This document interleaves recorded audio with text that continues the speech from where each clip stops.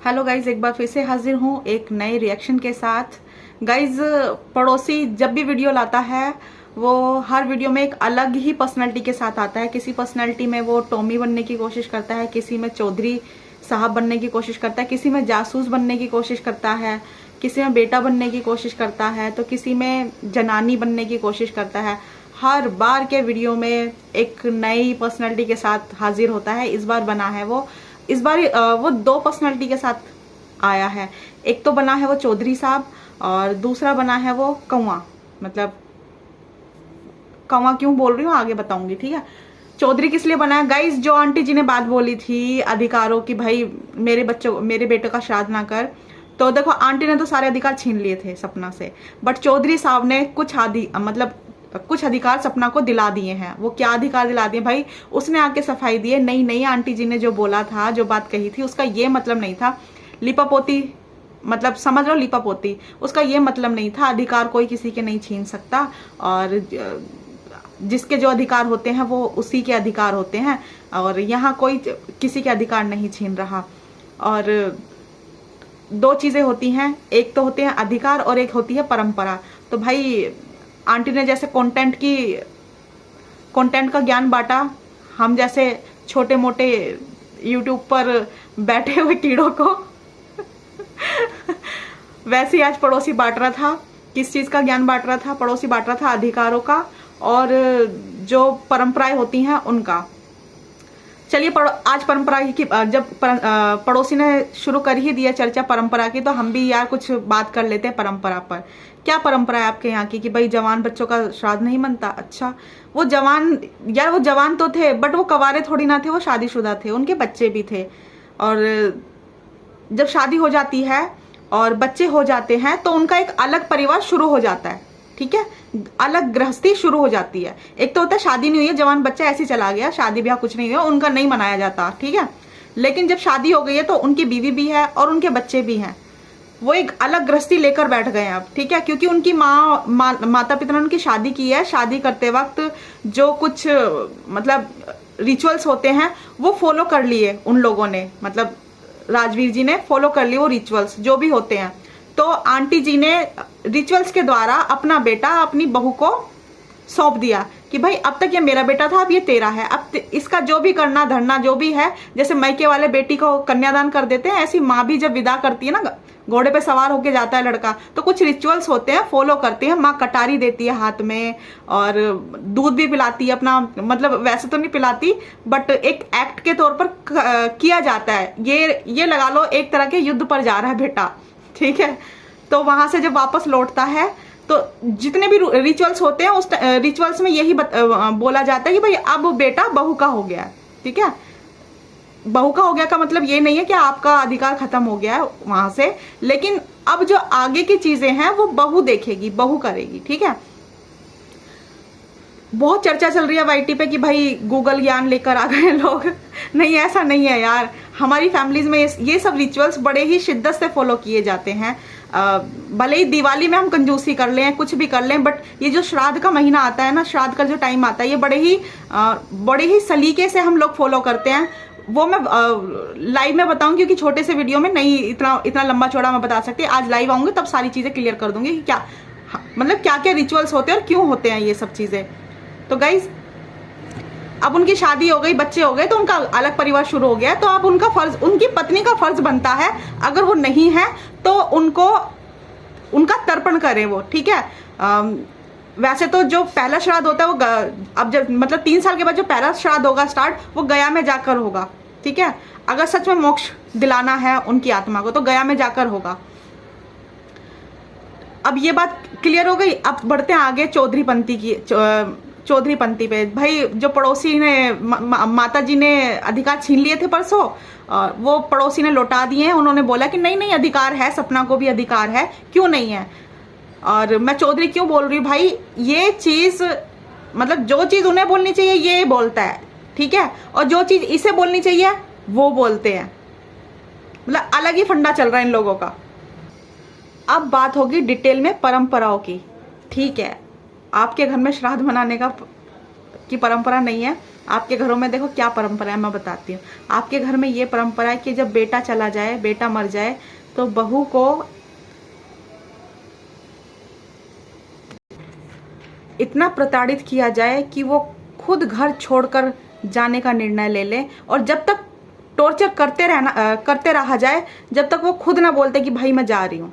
ठीक है, क्योंकि खुद अपने मुंह से बोलेंगे तो भाई बहू को समझ आ सकती हैं चाले षड्यंत्र चाह क्या रहे हैं सास ससुर, या इस खानदान की जो रीत है ये है कि भाई बेटों के जाने के बाद और बहू से सारे अधिकार छीन लो और बहू को रोड पे बिठा दो, और जो बच्चे छोड़कर गए हैं अपने बेटे, जो छोटी बच्चियां छोड़कर जाएं अगर, तो उन्हें भी रोड पर बिठा दो, और अड़ोसी पड़ोसियों को इनवाइट करो कि भाई जितनी कीचड़ मलनी है उतनी मल सकते हो, हमारा फुल सपोर्ट है, छूट के साथ साथ सपोर्ट भी है, हम आपकी मदद करेंगे कि कीचड़ मलना कैसे है, बस मुंह आपका होगा और जो स्क्रिप्ट है वो हमारी होगी।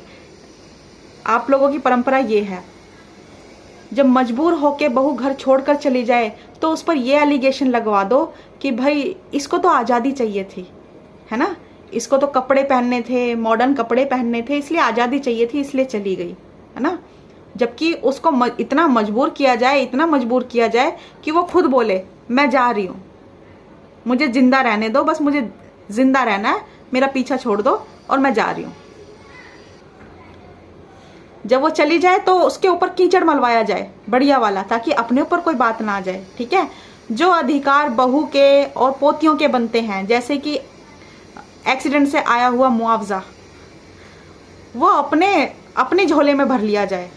ठीक है, परंपरा बता रही हूँ मैं आप लोगों के घर की, अपने झोले में भर लिया जाए। पति ने अगर एनिवर्सरी पर, बर्थडे पर कोई गिफ्ट दिया है, तोहफा उपहार दिया है, उसको भी अपने अंटे में ले लिया जाए। ठीक है, क्योंकि बहू है, उसका कोई अधिकार नहीं है, वो श्राद्ध नहीं कर सकती, तो फिर भाई बेटों की दी हुई इन चीजों पे कैसे अधिकार हो सकता है। तो ये परंपरा है इस खानदान की, चौधरी खानदान की परंपरा है ये। ठीक है, फिर बहू ने जो म्यूचुअल फंड्स ले रखे होंगे, या फिर कोई शेयर ले रखा होगा, या फिर कोई प्रॉपर्टियां खरीद कर डाल रखी होंगी, उसको भी धीरे धीरे अपने झोले में भर लिया जाए। बेटा जी, ये प्रॉपर्टी बेचकर कहीं और बड़ी जगह ले लेते हैं, अच्छी जगह जहां बच्चियां अच्छे माहौल में रहकर पल सकें। ठीक है पापा जी। फिर बहू बोले ठीक है पापा जी, जैसा आप चाहो। बहू से प्यार से, भरोसे में लेकर हर उस डॉक्यूमेंट पर साइन करवा लिया जाए जो करोड़पति बनाने में, ठीक है, जो घर की सास है उनके मायके वालों को करोड़पति बनाने में मदद मिल सके, हर उस डॉक्यूमेंट पे साइन करवा लिया जाए।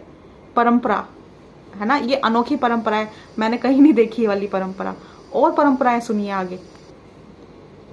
एक के बाद एक प्रॉपर्टी सेल आउट करके अपना खाता, अपना अकाउंट भर लिया जाए और फिर बहू को धक्का मार के भगाया जाए।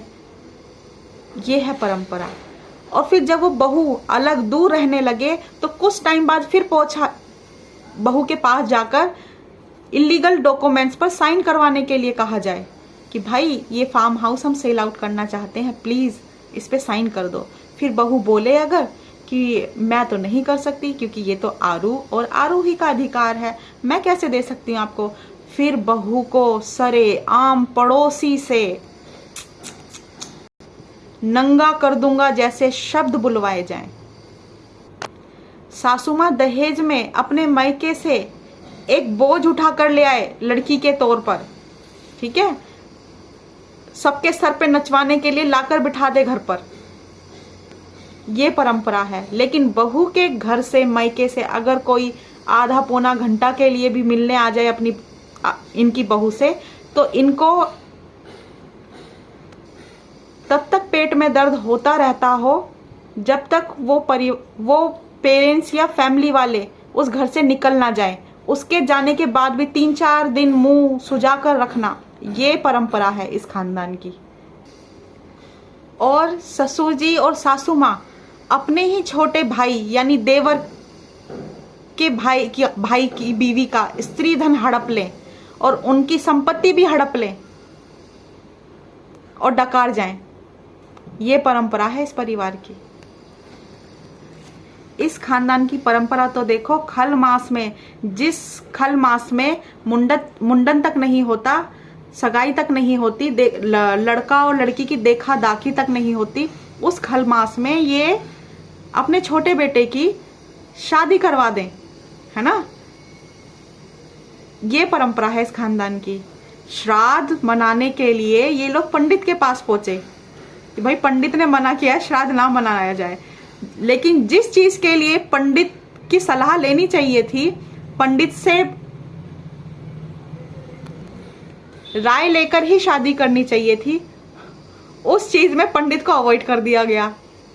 उसमें इनको किसी ने जो इनके आस पड़ोसी आसपास के लोग हैं, रिश्ते नातेदार हैं, इतने पढ़े लिखे लोग बोलते हैं खुद को, किसी ने नहीं समझाया इनको कि भाई खल मास में शादी नहीं होती है, हैं? खल मास में कोई भी शुभ कार्य नहीं होता, ठीक है। लेकिन इन्होंने क्या किया, इन्होंने अपने बेटे की शादी करा दी खल मास में। पंडित को तब पंडित की राय तब लेनी चाहिए थी ना, जब लेनी चाहिए तब नहीं लेनी है, जब नहीं लेनी चाहिए तब पंडित का रेफरेंस दे रहे हैं। अच्छा समाज के लोग तुम्हारे साथ उठते बैठते नहीं है, या तुम समाज के लोगों के साथ उठते बैठते नहीं है, वरना कितना दूषित करें आप लोग समाज को अपने ही जैसी परंपराएं सिखाकर, है ना। अभी तो एक ही घर से सुनने को मिल रही हैं ये चीजें, फिर आसपास के हर घर से सुनने को मिलती है चीजें। अच्छा लोग आप लोगों से दूर रहते हैं। और भाई मैंने पड़ोसी को काला कौवा बोला कि भाई आज काला कौवा बन गया। वो काला कौवा इसलिए बोला क्योंकि आज ये श्राद्ध खाने गया था, दादाजी का श्राद्ध था, वो खाने गया था। एक्चुअली कल था श्राद्ध खाने गया था, कौवे को भोग लगा कौवे को पंडित बना के, पता नहीं पंडित बनाया, कौवा बनाया, क्या बनाया, उसको भोग, मतलब श्राद्ध खाने गया था। कुछ लोग बोल रहे हैं श्राद्ध का नहीं खाते, नहीं खा लेते हैं श्राद्ध का, क्योंकि दादाजी बहुत एजिड थे, बहुत ज्यादा। उनके बेटे की भी शादी हो गई थी, उनके पोते भी जवान हो गए थे, पोतों की भी शादी हो गई थी, और पोते के बच्चे भी हो गए थे। तो इस एज में जब कोई पूरा होता है, मतलब जाता है, मृत्यु होती है किसी की, तो उनका श्राद्ध खा लेते हैं। बल्कि बहुत धूमधाम से मनाया जाता है श्राद्ध, अगर आप करना चाहते हो बहुत धूमधाम से मनाया जाता है श्राद्ध भी। और जब वो जाते हैं ना इस दुनिया से, तब भी बहुत धूमधाम से की जाती हैं सारी चीजें। मतलब ऐसा लगता है, ऐसी फीलिंग आती है जैसे कुछ शुभ कार्य हो रहा हो। कुछ लोग तो बैंड बाजा भी बजवाते हैं, क्योंकि वो काफी एजिड होकर गए थे, है ना, उन्होंने सब कुछ देख लिया था। तो उन लोगों को जो सब कुछ देख लेते ना अपनी लाइफ में, बहुत एज में जाके मरते, और अच्छा मतलब सब कुछ अच्छा ही था उनके जिंदा रहने तक, तो तब उनको विदा करते हैं। तो यार उनका बहुत खुशी खुशी विदा करते हैं उनको, कोई रोना धोना ज्यादा नहीं मचाते हैं, और बैंड बाजा बजवाते हैं, सोने की सीढ़ियां भी लगवाते हैं कुछ लोग। और जो 13वीं की रोटी होती है बड़ी अच्छी होती है, और हम लोगों में तो श्राद्ध भी होता है ना, तो बहुत अच्छा होता है, बहुत मतलब क्या बोलूं, इतना बहुत अच्छा श्राद्ध होता है। वो पूरे जो कुटुंब वाले और रिलेटिव हैं वो भी आते हैं, होता है। हर कोई नहीं करता, कभी कभार, ये हर साल नहीं होता ये, कभी कभार। जैसे आपका कुछ मतलब कोई मनोकामना पूरी हुई, आपने अपने पितरों से मांग रखा था कुछ, वो पूरा हुआ है और आपको लगा ये पुत्रों का आशीर्वाद है, तो लोग करवाते हैं, बहुत बड़ी अच्छी रोटी करवाते हैं। हम लोगों में से बोलते हैं बड़ी रोटी, है ना नहीं, हम लोगों में सच में बड़ी रोटी बोलते हैं ऐसी रोटी को, मतलब ऐसे अच्छे खाने को। तो बड़े बूढ़ों का तो खा ही सकते हैं, खा लेते हैं लोग ना। आपने देखा भी होगा भी श्राद्धों में कहीं कहीं बहुत अच्छी चीजें, मतलब इस तरह के खाने मिलते रहते हैं, चलते रहते हैं, गेस्ट भी आते हैं एक दूसरे के। हम में भी होता है ये चीजें। पर मेरा आज अंकल आंटी जी से एक सवाल है, आपने कल श्राद्ध किया है ना, तो ऐसी मान्यता है कि जब श्राद्ध करते हैं ना हम लोग, तो पितर आते हैं घर में और भोग खाते हैं, वो बनाए इसलिए जाता है, ऐसी मान्यता है, वो लोग आते हैं। तो जब वो आ रहे थे, उन्होंने लठ मार के आप लोगों के सर पे ये नहीं पूछा कि मंद बुद्धियों, मैं इतना अच्छा खासा छोड़ के गया था सब कुछ, जब तक मैं जिंदा था मैंने सारे घर को समेट के रखा, बांध कर रखा, मेरे जाते ही तुम लोगों से अपनी फैमिली नहीं संभली, पूरा परिवार तहस नहस करवा दिया तुम लोगों ने। जैसी मैं गया वैसे ही सब कुछ बिखेर दिया। और अपनों को घर से भगाकर, अपनों को तो तुमने धक्का दे दिया इस घर से, दूसरों को घर में जमा रहे हो, मतलब जमाना यानी खिला रहे हो बिठाकर खाना। लठ मारना चाहिए था, और मारा भी तो पता नहीं यार, अच्छा है मार दें तो, कम से कम इन्हें बुद्धि तो आएगी। सर पे मारना दादाजी, सर पे मारना, इनके बुद्धि आए इनको कि कौन अपना है कौन पराया है ना। और शायद दादाजी होते ना गाइस तो ये सब नहीं होने देते, वो बिल्कुल भी नहीं होने देते। दादाजी चले गए हैं उसके बाद ही ये सारे स्यापे शुरू हुए हैं, वरना तो सब ठीक था यार। शायद उन्हीं के डर से, उन्हीं के रुतबे से सब कुछ ठीक रहा होगा। जैसी वो मरे तो कुछ लोगों ने सोचा अब तो ये घर सरकारी हो गया है और जो मर्जी मुंह उठाकर आओ और इस घर का चौधरी बन जाओ। दादाजी के जाते ही आंटी को लगा अब तो मैं इस घर की रानी हूं, अब मेरे ऊपर कोई नहीं है, मैं सबको हिटलर की तरह हाँकूंगी, जो मेरी मनमानी चलने देगा या मेरी मनमानी से रहेगा उसके लिए जगह है, और जो मेरी नहीं सुनना चाहता वो दफा हो जाओ यहाँ से। ठीक है, दादाजी के जाने के बाद ये हाल हुआ। तो फिर जैसे दादाजी गए, मायके वाले आए और मायके वालों ने सब खराब कर दिया। अब वो इस घर को, जो आंटी के मायके वाले इस घर को राजवीर जी का या फिर अपने जीजा का घर नहीं समझते, वो समझते हैं भाई वो अब घर उनका है। उस घर में अगर सुई भी है ना या कोई तिनका भी पड़ा है तो वो उनका है। अब वो ये वाली फीलिंग लेते हैं जैसे दादाजी गए हैं। मैं तो यही दुआ करूंगी यार, यही प्रार्थना करूंगी दादाजी इनके सर पे ना एक एक लठ मारना घुमा के, ताकि इनकी बुद्धि थोड़ी ठीक हो जाए और इनको समझ आए कि भाई कौन अपने हैं कौन पराए हैं। और कम से कम अंकल जी में तो मार ही देना एक खिंचा के, ठीक है, क्योंकि जिस दिन वो खड़े हो जाएंगे ना और वो उंगली दिखाकर ये बोल देंगे ये घर मेरा है और मेरे बच्चों का है, तीसरा कोई नहीं है इस घर का करता धरता, मैं हूं, मेरे बाद मेरे बच्चे हैं, तो किसी की हिम्मत नहीं होगी इस घर को ऐसे बर्बाद करने की। और जब आए तो एक दो चार इसमें तो खूब अच्छे से पटकाएं, ये जो पड़ोसी है ना इसमें तो तब तक पटकाएं जब तक ये हाथ जोड़ के ये ना बोल दे कि दादाजी अब मैंने जितना बर्बाद करना था कर लिया, अब आइंदा मैं बर्बाद नहीं करूंगा आपके घर को। जब वो आए होंगे किस मुंह से आप लोगों ने उनको फेस किया होगा, किस मुंह से भोग लगाया उनको, या मतलब किस रूप से उनका तर्पण किया आप लोगों ने, मुझे तो समझ नहीं आता। जब दादाजी आए होंगे कैसे देख रहे होंगे घर में कि बच्चियां नहीं हैं, बहू नहीं है, ये घर सूना हो गया है, किस मुंह से आप लोगों ने उनको तर्पण किया, उनका तर्पण किया। जो दादाजी ने इतने सालों से इज्जत कमा के रखी थी, इस घर की इज्जत बनाई थी, बढ़ाई थी, उनके जाते ही इन लोगों ने कीचड़ मल दिया उस सारी इज्जत पे। जब तक मतलब एक सम्मान कमाया था दादाजी ने, सम्मान अंकल ने नहीं कमाया, वो सम्मान दादाजी का दिलवाया हुआ था, वो दादाजी के बदौलत था। क्योंकि जब से दादाजी गए हैं ये लोग कुछ संभाल नहीं पाए, इन्होंने सब बिखेरा है। होते हैं ना कुछ औलादे होती हैं जो बस लुटाने और गंवाने के लिए पैदा होती हैं, है ना, और माँ बाप, जिनके माँ बाप इकट्ठा कर करके मर जाते हैं, उनकी औलादें ऐसी मिलती हैं उन्हें कि वो एक सेकंड में उड़ा देते हैं सारी चीजें। तो अंकल जी भी उन्हीं औलादों में से एक है। दादाजी ने जो इकट्ठा किया इतने साल, चाहे वो धन था या कुछ भी था या सम्मान था, वो इन लोगों ने सब गुड़ गोबर कर दिया, सब बर्बाद कर दिया। और हुआ किसकी वजह से? इन बुआ भतीजियों की वजह से। इन्होंने पूरे घर में आग लगा दी यार। अब वो सिर्फ एक ईंटों का खंडर है,